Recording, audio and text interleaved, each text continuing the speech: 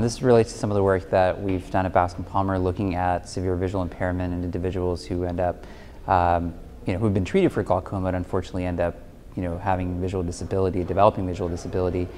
Many of the risk factors are not necessarily, modifiable, as we know in glaucoma, for example, family history and things like that. But some key risk factors which we saw in our study were baseline disease, for sure. So the worse your disease is when you come in, the more likely you are to probably at some point develop visual impairment.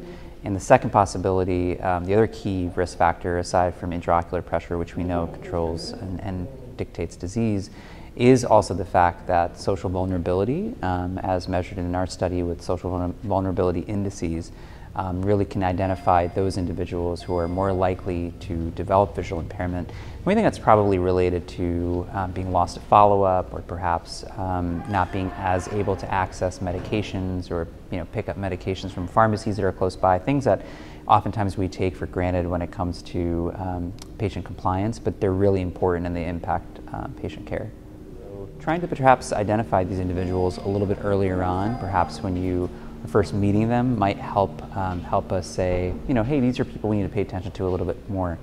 We need to maybe monitor them a little bit more closely, make sure they're coming to their appointments, etc. So there are certain risk factors that are related to geographic location that might clue us into people who are more vulnerable.